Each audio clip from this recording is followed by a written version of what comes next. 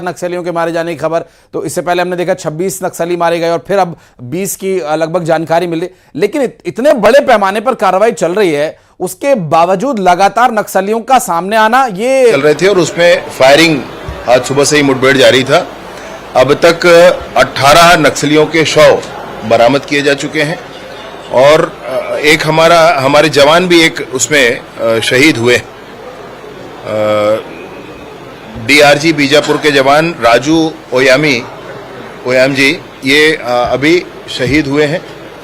मैं शहीद परिवार के साथ पूरी सरकार खड़ी है। ईश्वर उनको संबल प्रदान करें। उन्होंने माँ भारती की सेवा के लिए, छत्तीसगढ़ महतारी की सेवा के लिए अपना सर्वोच्च बलिदान दिया है। साथ ही साथ विषय महत्वपूर्ण यह है कि 18 नक्सलियों के शव बरामद हुए हैं। मैं इसके लिए डीआरजी के जवान और बस्तर फाइटर्स के जवान और बीजापुर के सभी पूरी टीम को हृदय से शुभकामना देता हूं। ये सब कुछ जवानों की भुजाओं की ताकत पर संभव है और बीजापुर के अभियान के साथ साथ अन्य स्थानों पर भी, जैसे कांकेर में भी एक सर्च ऑपरेशन चल रहा है, उसमें भी कुछ मुठभेड़ की सूचना मिलती है और भी जब सूचना इसकी आ जाएगी तो मैं इसको आपके सामने अवश्य रखूंगा। कितनी बड़ी सफलता आप मानते हैं? 18 नक्सली ढेर हुए। बीजापुर बड़ा महत्वपूर्ण क्षेत्र है, महत्वपूर्ण स्थान है इन सारे विषयों को लेकर के और बीजापुर क्षेत्र में 18 नक्सलियों के शव बरामद होना इस ऑपरेशन में ये बहुत बड़ी सफलता है हमारे लिए। पामेड़ के क्षेत्र में अब बस का चलना, बीजापुर से पामेड़ तक बस का चलना, पहले तेलंगाना होकर के जाना पड़ता था, अब सीधे वहां तक पहुंच रहे हैं। गंगालूर क्षेत्र में होना, बीजापुर में भाजपा के जिला पंचायत के अध्यक्ष का बनना, वहां पामेड़ आदि क्षेत्र में तर्रेम पामेड़ क्षेत्र से युवाओं का यहां तक घूमना आना, समूचा बीजापुर बदल रहा है, समूचा बस्तर बदल रहा है।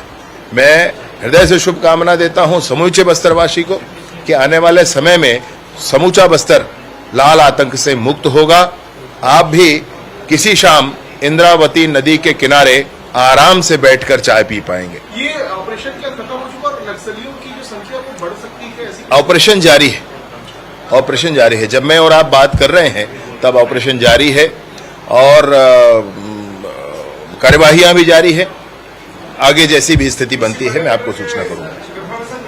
अभी शव बरामद हुए हैं, चिन्हांकन होना शेष है, उसके बाद ये बात समझ में